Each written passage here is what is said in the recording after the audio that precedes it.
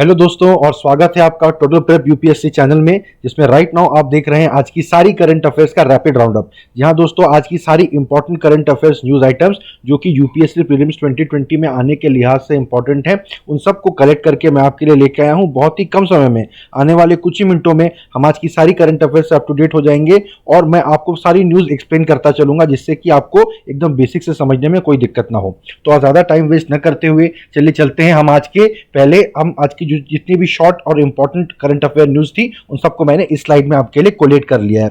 देखिए, सबसे पहले न्यूज पर ध्यान दीजिए। Alipore zoo in Kolkata and Padmaja Naidu Himalayan zoology park in Darjeeling have now started live streaming animals. Basically zoo में पहले आप जाते थे, जू आप जानते हैं चिड़ियाघर में जब आप जाते थे जानवर देखने के लिए, तो अब तो आप कोरोना के स्प्रेड की वजह से आप नहीं जा सकते भीड़ भरी जगहों पर। तो अब क्या कर दिया है, इन दो कलकत्ता का जो जू है उसने और दार्जिलिंग का जो जू है उसने, क्या वो लाइव स्ट्रीमिंग करेंगे जानवरों की। ठीक है, दार्जिलिंग के जो जानवर हैं, जो जू हैं, वो लाइव स्ट्रीमिंग करेंगे कुछ एक पर्टिकुलर समय के लिए, 1 घंटे 2 घंटे के लिए। बाकी कोलकाता जू ने ऐसा कोई अनाउंसमेंट नहीं किया है, तो मेरा ख्याल है दिन भर वो लाइव स्ट्रीमिंग करते रहेंगे। ये न्यूज बहुत इंपॉर्टेंट है और उससे भी ज्यादा इंपॉर्टेंट है इन जू के नाम। देखिए, कलकत्ता में जो जू है उसे अलीपुर जू कहते हैं। कलकत्ते में एक पर्टिकुलर जगह है अलीपुर, वहां पर ये जू है, इसलिए अलीपुर जू कहते हैं। फिर जो दार्जिलिंग में जो जू है उसको Padmaja Naidu Himalayan zoological park कहते हैं। जू का तो फुल फॉर्म ही देखिए, पहली बार जूलॉजिकल पार्क होता है और दार्जिलिंग में जो जू है उसका नाम पद्मजा नायडू के नाम पर रखा गया है। पद्मजा नायडू कौन है? जरूर सरोजिनी नायडू से किसी न किसी तरीके से इनका रिलेशन है। ये गूगल करके आप मुझे कमेंट सेक्शन में लिख के बताइए कि पद्मजा नायडू कौन है, वो एक विशेष व्यक्ति क्यों है, क्योंकि जू के नाम पर उनका नाम रखा गया है। हालांकि मैं गलत भी हो सकता हूँ, हो सकता है कि सरोजिनी नायडू से उनका संबंध ना हो, दार्जिलिंग से संबंध हो। ये भी हो सकता है कि वो कोई प्राणी शास्त्र यानी बॉटनी जूलॉजी के फील्ड की कोई एक्सपर्ट रही हो, जिसकी वजह से एक जू का नाम उनके नाम पर रखा गया है। ठीक है, पर ये न्यूज इंपॉर्टेंट है, ये आपसे जरूर एमसीक्यू में पूछा जा सकता है, ये आप याद करके रखिए। दूसरा देखिए, सलाइवा डायरेक्ट एक नया रैपिड एंटीजन डिटेक्शन टेस्ट आया है फॉर कोरोना वायरस। ये यूनिवर्सिटी ने डेवलप किया है और इसको यूएस के फूड एंड ड्रग एडमिनिस्ट्रेशन, जो यूएस का director general of drug control है, जो अपना डीसीजीआई है, तो वो यहाँ पर उन्होंने इस ड्रग को अलाउ कर दिया है, इमरजेंसी ऑथराइजेशन दे दिया, क्योंकि इमरजेंसी में ही उसको ऑथराइज करना पड़ रहा है। ठीक है, तो उसका नाम याद रखिए, सलाइवा डायरेक्ट। अगर ये इंप्लीमेंट हो जाता है मान लीजिए दुनिया भर में, इंडिया भर में भी, तो ये तुरंत कुछ ही मिनटों में बस आपके सलाइवा से बता देगा कि कोरोना आपको है कि नहीं है। और ये 90% सेंसिटिविटी है, मतलब अगर कोरोना है तो 90% ऑफ द केसेस में ये बता देगा कि हाँ आपको है। प्लस अगर बहुत कम आपके सैंपल में मिले, 6 से 12 वायरस मिले पर माइक्रोलीटर, 10⁻³ लीटर में अगर 6 से 12 वायरस भी पाए गए तो भी ये बता देगा कि हाँ भाई कोरोना है। ठीक है, ये बात की इसमें 90% सेंसिटिविटी है, 6 से 12 पर माइक्रोलीटर, और सलाइवा डायरेक्ट इसका नाम है। ये याद रखिए, ये आपसे एमसीक्यू में पूछा जा सकता है।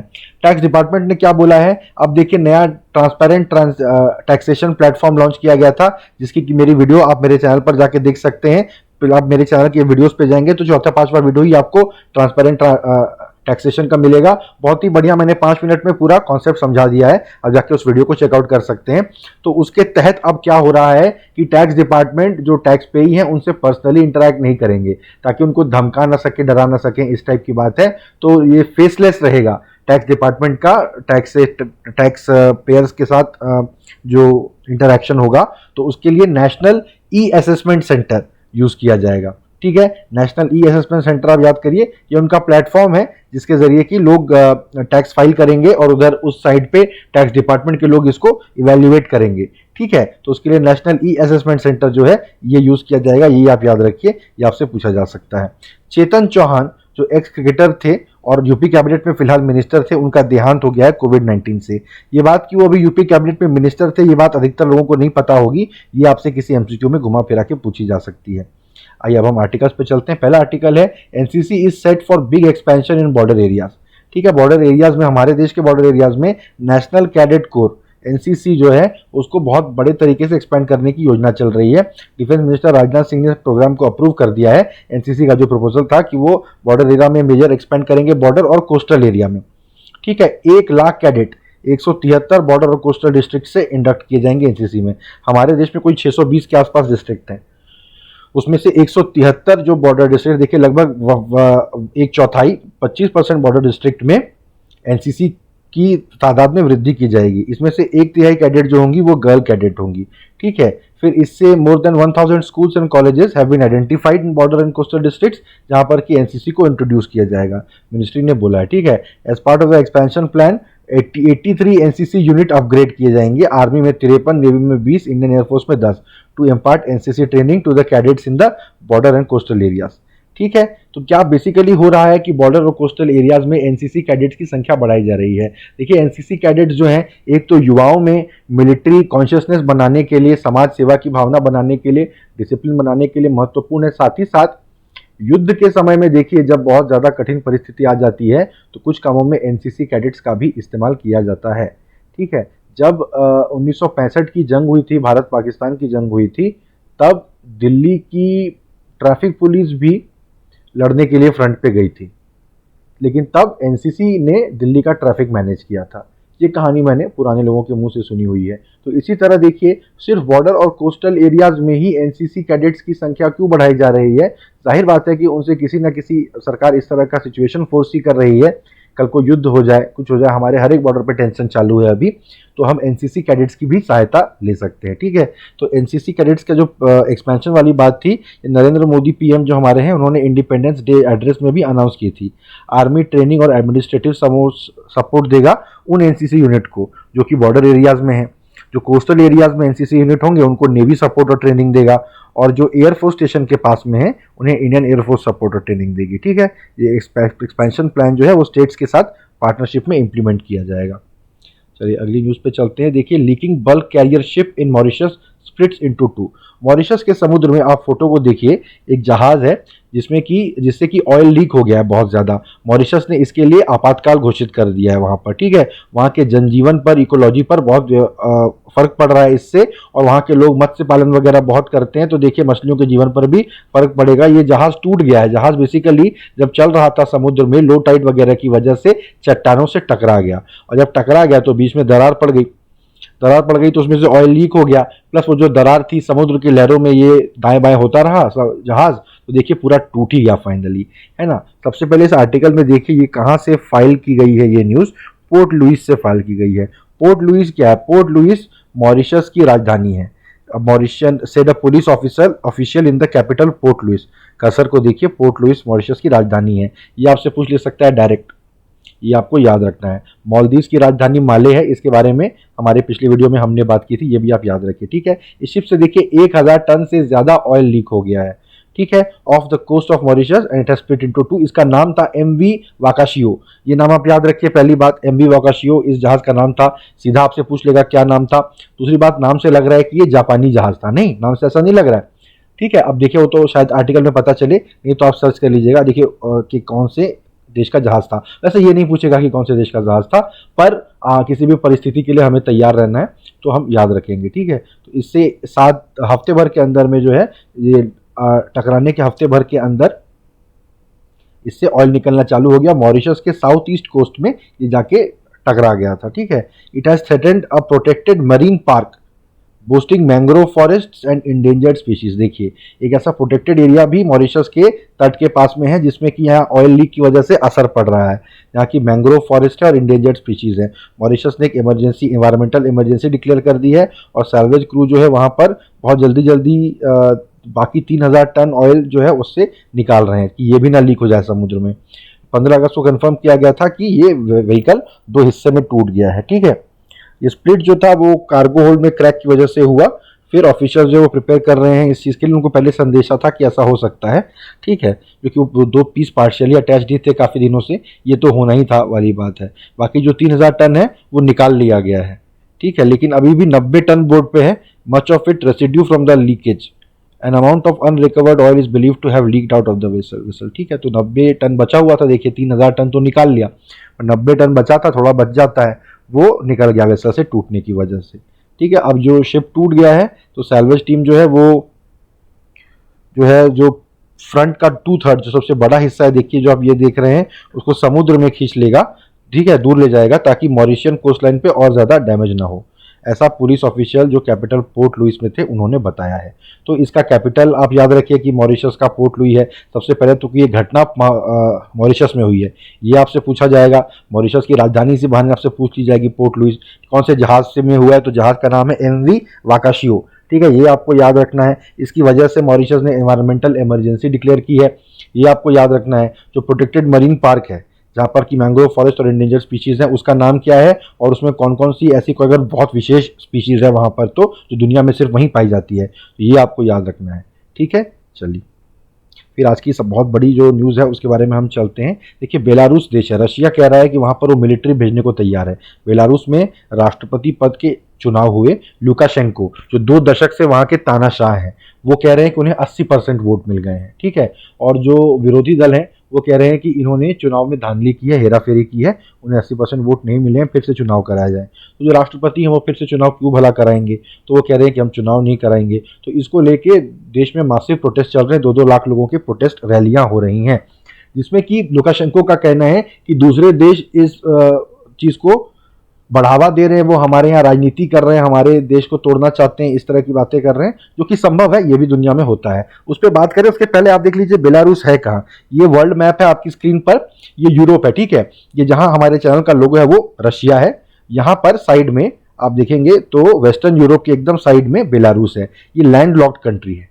इसके आसपास कोई तट नहीं है। ठीक है, पहली बात। दूसरी बात, बेलारूस का मतलब क्या है। रूस तो रशिया को हम हिंदी में कहते हैं, रूसी भाषा में उसको भी रशिया को रूसी कहते हैं वो। ठीक है, तो बेलारूस का मतलब है व्हाइट रशिया। बेलारूस एक समय में सोवियत यूनियन का हिस्सा था। जिनको नहीं पता है, सोवियत यूनियन बहुत बड़ा, इतना बड़ा पूरा एरिया सोवियत यूनियन हुआ करता था। जब 1917 में रूसी क्रांति के बाद सारे देश मिलकर सोवियत यूनियन उन्होंने बनाया था, जो कि 1991 में टूट गया था। बहुत सारे देश ईस्टर्न यूरोप के इस एरिया में पाए जाते हैं, जो कि पहले सोवियत यूनियन का हिस्सा थे, अब एक आज़ाद देश हैं। वो आज भी रशिया से क्लोज रिलेशन अपने मेंटेन रखते हैं। रशिया के भी उनके साथ सैन्य संधियां हैं, मिलिट्री ट्रीटीज हैं कि उन इलाकों में कोई दूसरा देश अगर इंटरफेयर करेगा तो रशिया उनके डिफेंस में आएगा। तो रशिया एक तरह से इन देशों को अपना एक्सटेंडेड बॉर्डर मानता आया है। ठीक है, अगली मैप से आपको बात क्लियर हो जाएगी। देखिए, ये जो मैप हम अभी तक देख रहे थे यूरोप का, ये रशिया है। रशिया जो है वो आपको इधर भी है और इधर यूरोप की तरफ जा रहा है। रशिया से एकदम लगा हुआ है, देखिए बेलारूस एकदम छोटा सा देश है, लैंड लॉक्ड कंट्री है। ठीक है, देखिए अब हम पढ़ते हैं न्यूज़ में। रशिया जो है वो बता रहा है कि अलेक्जेंडर लुकाशेंको जो वहाँ के तानाशाह हैं उनको सिक्योरिटी सपोर्ट प्रोवाइड करने के लिए तैयार है। ठीक है, तो बहुत ज़्यादा उनके, अच्छा बेलारूस की राजधानी है मिन्स्क, बड़ा ही यूनिक नाम है मिन्स्क। ठीक है, ये भी आप याद रखिए, ये आपसे पूछा जा सकता है। बेलारूस जबकि न्यूज़ में है तो उसकी राजधानी जरूर आपसे एग्जाम में पूछी जा सकती है। वहाँ बहुत बड़ी अपोजिशन रैली हो रही है। ठीक है, तो वहाँ कार हॉर्न बज रहे, इस तरह से न्यूज़ वहाँ पर बताई गई है। वो लीव मतलब देश छोड़ दो, देश छोड़ दो, या सत्ता छोड़ दो, सत्ता छोड़ दो, ऐसे नारे लगा रहे हैं। ठीक है, 2 लाख लोगों ने पार्टिसिपेट किया था। लेकिन जैसे जैसे डोमेस्टिक प्रेशर उन पर बढ़ता जा रहा है, लुकाशेंको को मॉस्को से सपोर्ट मिल गया है। क्रेमलिन जो है वो रूसी सरकार का जो ऑफिशियल हेडक्वार्टर है मॉस्को में, उसको क्रेमलिन, उसका नाम है क्रेमलिन कहा जाता है। ठीक है, वहाँ पे बताया गया कि प्रेसिडेंट व्लादिमीर पुतिन ने अपने बेलारूसियन काउंटरपार्ट यानी बेलारूस में उन्हीं के रैंक के व्यक्ति हैं, यानी लुकाशेंको स्वयं, उनसे बात की और उन्होंने बोला कि आप पे बहुत ज़्यादा एक्सटर्नल प्रेशर है। एक्सटर्नल प्रेशर कोट अनकोट दिया गया, यानी यहाँ पे अमेरिका, यूरोप, इन सारे देशों की बात हो रही है। और उन्होंने बोला है कि हम सपोर्ट देंगे इफ नेसेसरी। ठीक है, through a collective defence security pact of former Soviet states. ठीक है, जब सोवियत यूनियन टूटा, यूरोप में पहले NATO, North Atlantic Treaty Organisation, इस तरह के संधियां हुआ करती हैं। ठीक है, जब सेकेंड वर्ल्ड वॉर खत्म हुआ तो जो दोनों साइड के देश थे, अलाइड फोर्सेस ने, जो मित्र राष्ट्र थे, रशिया को छोड़ के बाकी ने अपना एक कलेक्टिव संधि बना ली, नॉर्थ अटलांटिक ट्रीटी ऑर्गेनाइजेशन। युद्ध होगा, कोई भी सिक्योरिटी सिचुएशन होगा तो हम मिलके वहां पर उसको फेस करेंगे, ऐसा करके। फिर इसके बाद रशिया यानी सोवियत यूनियन जो था, जो उन्होंने भी अपना एक वॉर्सो पैक्ट, वॉर्सो पोलैंड की राजधानी है, वॉर्सो पैक्ट करके उन्होंने अपना अलायंस बना लिया कि हम अगर ऐसे कैपिटलिस्ट पूंजीवादी वेस्टर्न कंट्रीज अगर हमारे साथ कुछ करेंगी तो हम भी मिलकर उनका सामना करेंगे। बाद में देखिए सोवियत यूनियन का तो विघटन हो गया, लेकिन इस तरह की और भी बहुत सारी जो भूतपूर्व सोवियत यूनियन के देश है जिनके साथ मैंने आपसे बात की कि उनके बीच में भी मिलिट्री की ट्रीटीज हैं कि कुछ हुआ तो हम मिलकर सामना करेंगे। तो उन्हीं ट्रीटीज के तहत रशिया सीधे अपनी फोर्स नहीं भेजेगा, कह रहा है और भी दूसरे देशों की मिला के हम आर्मी बना के भेजेंगे। ठीक है, तो क्रेमलिन जो है इसकी ट्रीटी तो है इन देशों के साथ में, तो उन्होंने पुतिन ने बताया है कि हाँ भाई ऐसा कुछ हुआ तो हम सपोर्ट करेंगे। साथ ही साथ जो बात इस आर्टिकल में नहीं है पर इंडियन एक्सप्रेस में आई है कि पुतिन की योजना है कि बेलारूस को वापस रूस में मिला ही लिया जाए। क्या अलग से देश रखें आपको, आप हमारे साथ में ही आ जाइए, ऐसा पुतिन चाहते हैं। उसके लिए उन्होंने एक टर्म यूज किया है कोट यूनियन स्टेट, आप एक यूनियन स्टेट बन जाइए। यूनियन स्टेट मतलब आप एक राज्य रहेंगे, अलग से देश नहीं रहेंगे, रशिया के अंडर में ही आ जाएंगे। तो यूनियन स्टेट का मतलब क्या होता है ये आपसे एमसीक्यू में पूछा जा सकता है। तो जो मैंने आपको बताया उससे स्थिति एकदम साफ हो जानी चाहिए। लुकाशेंको कह रहे हैं कि जो क्या कहते हैं प्रदर्शनकारी हैं वो तो क्या कहते हैं रैट्स बोल रहे हैं उनको, जो कि विदेशी पपेट मास्टर्स के इशारों तले खेल रहे हैं, इस तरह की बातें कर रहे हैं। वो कह रहे हैं चुनाव कराएंगे, एक चुनाव हो चुका है, वो कह रहे हैं फिर से चुनाव कराओ, उसके बाद कहेंगे फिर से चुनाव कराओ, इस दलदल में हम धंसते चले जाएंगे। वो कह रहे हैं कि ये लोग हमारे देश को तोड़ देना चाहते हैं, मैं मर भी जाऊंगा तो अलाउ नहीं करूंगा। ये टिपिकल एक तानाशाह की बातें हैं। तो इस तरह के वो बयान और भाषण वगैरह वहां पे चल रहे हैं। अब देखिए नाटो के लोगों का क्या कहना है। नाटो के लोग कह रहे हैं कि नाटो का जो मल्टीनेशनल प्रेजेंस है वो किसी भी देश के लिए कोई खतरा नहीं है, ये सिर्फ पीस के लिए हमने बनाया गया है। ठीक है, फिर बेलारूस जो है उसमें पिछले एक हफ्ते से बहुत खतरनाक इस तरह की स्थिति चल रही है कि एक तो लुकाशेंको को लैंडस्लाइड विक्ट्री मिल गई, प्रेसिडेंशियल इलेक्शन में 80% वोट मिल गए। ठीक है, फिर उसके बाद जो है जो लोग रास्ते पे आके विरोध कर रहे थे उनके ऊपर उन्होंने एक सैवेज क्रैकडाउन उन्होंने अनलीश कर दिया है, यानी कि बहुत ही सख्त तरीके से प्रदर्शनकारियों से निपटा जा रहा है। उसमें क्या हुआ है कि सिर्फ देखिए एटलीस्ट 2 people हैव डाइड, 2 ही लोग मरे। मैं कहूंगा कितना ही सख्त क्रैकडाउन हो रहा होगा। अगर 2-2 लाख लोग प्रोटेस्ट कर रहे हैं और सरकारी क्रैकडाउन में 2 लोग मर रहे हैं तो मुझे तो भाई इंडियन स्टैंडर्ड्स तो कुछ भी सख्ती नहीं दिखाई गई है। खैर वहां के लोग शायद ज्यादा और अच्छे व्यवहार के आदी होंगे। हंड्रेड्स इंजर्ड हो गए थे और करीब 7,000 लोगों को जेल में डाल दिया गया। देखिए ये एक बात है, 7,000 लोगों को जेल में आपने डाला, नहीं डिटेन आपने काफी लोगों को किया है। ठीक है, उसके बाद क्या हुआ, जो डिटेन किया है बेसिकली, अब देखिए मुख्य बात यहां पर हो रही है, उनको बहुत मारा पीटा गया है, बीटन एंड टॉर्चर्ड। तो प्रोटेस्टर जो है वो थर्सडे को फिर जमा हो गए और बोलने लगे ये तो बहुत गलत बात है कि हमारे साथ ऐसा हो रहा है। ठीक है, तो 1994 के बाद सबसे वो तानाशाही में है 1994 से, तब से अब तक का सबसे सीरियस चैलेंज उनकी सत्ता को यहां पर मिल रहा है। ठीक है, वहां के जो लोकल लोग कह रहे हैं कि 1994 1991 कभी भी यहाँ पर इतने बड़े प्रोटेस्ट नहीं हुए। तब 12-15 हजार लोग हुआ करते थे ऑपोजिशन से, अब 2-2 लाख हैं लोग यहाँ पर। ऐसा यूजीन फ्रॉम मिन्स्क, मिन्स्क के किसी नागरिक का कोटेशन फाइनेंशियल टाइम्स में देखिए यहाँ पर दिया है। रैली मिन्स्क में हो रही है, लुकाशेंको के खिलाफ रैलियां दूसरे शहरों जैसे ग्रोडनो, ब्रेस्ट और पिंस्क, अच्छा मिन्स्क राजधानी है और दूसरा एक भी शहर है पिंस्क, वहां पर भी इस तरह से विरोध प्रदर्शन हो रहे हैं। ठीक है, उनकी मांग क्या है कि लुकाशेंको अपने पद से इस्तीफा दें, जो पॉलिटिकल प्रिजनर है उनको इमीडिएटली रिलीज कर दिया जाए और जिनको पिछले हफ्ते गिरफ्तार किया गया था उनको भी, और जो कि उनके खिलाफ पुलिस वगैरह ने वायलेंस किया है प्रदर्शनकारियों के खिलाफ, उनका हिसाब किया जाए। ठीक है, बेलारूस के इस्टेब्लिशमेंट में भी रिसेंट डेज में क्रैक्स हैव इमर्ज्ड, कह रहे हैं कि अब जो सरकार है वहां पर भी थोड़ा सब बराबर माहौल नहीं है। बहुत सारे हाई प्रोफाइल न्यूज प्रेजेंटर्स जो हैं उन्होंने सरकारी टीवी चैनल से इस्तीफा दे दिया है, यानी उन्होंने भी बता दिया है कि वो सरकार के रवैये से वो खुश नहीं है। ठीक है, एक वेबसाइट है, न्यूज वेबसाइट नाशा नीवा, उसने एक वीडियो पोस्ट किया जिसमें कि बेलारूस के जो राजदूत है स्लोवाकिया के, उन्होंने भी प्रोटेस्टर्स के साथ अपनी सॉलिडारिटी व्यक्त की है। ठीक है, तो देख रहे हैं कि देश में सिर्फ जनता या ऑपोजिशन पार्टी के लोग नहीं, सत्ता के अंदर, सरकार के अंदर के भी लोग हैं जो अब इन तानाशाह से नाखुश चल रहे हैं, ऐसा समझ में आ रहा है। ठीक है, क्रेमलिन ने भी जो बोला है कि हम लोग एक कलेक्टिव सिक्योरिटी ट्रीटी ऑर्गेनाइजेशन, जो नेटो जैसा इन्होंने अपना गुट बनाया है CSTO, तो उसके तहत हम आके जो है आपकी सहायता करेंगे, यानी रूस सीधे अपनी फौज नहीं भेजेगा। तो अब इस पे सब देशों को साथ लाके मीटिंग करेंगे, फिर उसमें बात करके एक मिलिट्री बनाई जाएगी, एक टुकड़ी फॉर्म की जाएगी, उसमें देखिए समय लगेगा। तो लुकाशेंको की होप थी कि मॉस्को तुरंत अपनी फौज भेज दे, वो तो नहीं होने वाला है। कुल मिला के रशिया भी थोड़ा देख रहा है कि ऊंट किस करवट बैठता है। अगर लुकाशेंको के खिलाफ माहौल बड़ा सख्त हो गया तो हो सकता है कि वो अपोजिशन लीडर के समर्थन में अपनी फौज भेज दें या अपना पक्ष रख दें कि नहीं अब हम उनके समर्थन में हैं, और लुकाशेंको को कहें कि आप देखिए देश छोड़ के चले जाइए। ऐसा कई बार हो चुका है, भूतपूर्व सोवियत देशों में, ईस्टर्न यूरोपियन देशों में इस तरह की घटनाएं पहले भी हो चुकी हैं। लग रहा है वैसा ही कुछ इस बार भी हो सकता है। ठीक है, बेलारूस की स्टेट ओन कंपनीज जो है उनमें भी स्ट्राइक हो गई है। लुकाशेंको जो थे उनमें ये कंपनियों की जो यूनियन वगैरह थी वो लुकाशेंको की बहुत ज्यादा सपोर्ट किया करती थी, पर अब वहां पर भी स्ट्राइक होने लग गया है। ऑपोजिशन लीडर्स ने बोला है कि मंडे तक जो है नेशनल स्ट्राइक चलता रहे। मंडे तो देखिए कल बीत गया, ये खबर एकदम ही अप टू डेटेड नहीं है। ऑपोजिशन की जो कैंडिडेट थी स्वेतलाना तिखानोव्स्काया, वो चुनाव हारने के बाद बेलारूस छोड़ के भाग गई हैं। उनका कहना है कि उनके ऊपर इस तरह के दबाव बनाए जा रहे थे या उन्हें अपनी जान का खतरा महसूस हो रहा था, वो देश छोड़ के भाग गई हैं। वो अब एक कोऑर्डिनेशन कमेटी बना रही है, जब वो देख रही हैं कि देश के अंदर इस तरह से लोग उनके समर्थन में आ रहे हैं, लोग कह रहे हैं कि उन्हें पावर में आना चाहिए, तो कैसे ट्रांसफर ऑफ पावर हो, इसके लिए वो एक कोऑर्डिनेशन कमेटी बना रही है। ठीक है, और उनके जो एलाइज हैं वो यूरोपियन यूनियन के देशों को ये इस बात के लिए प्रभावित कर रहे हैं कि वो उनको राष्ट्रपति के तौर पे रिकॉग्नाइज करें, ना कि लुकाशेंको को। लुकाशेंको का नाम बेलारूस की राजधानी और इस घटना में जो जो बातें मैंने महत्वपूर्ण आपको बताई, इन सब से संबंधित, खासकर ये कलेक्टिव सिक्योरिटी ट्रीटी ऑर्गेनाइजेशन, ये आपसे एमसीक्यू में पूछी जा सकती हैं। ठीक है, तो इनको आप याद रखिए। तो थैंक यू दोस्तों, ये थी मेरी आज की करंट अफेयर्स की कवरेज। मुझे उम्मीद है कि आपको मेरा अप्रोच पसंद आया होगा।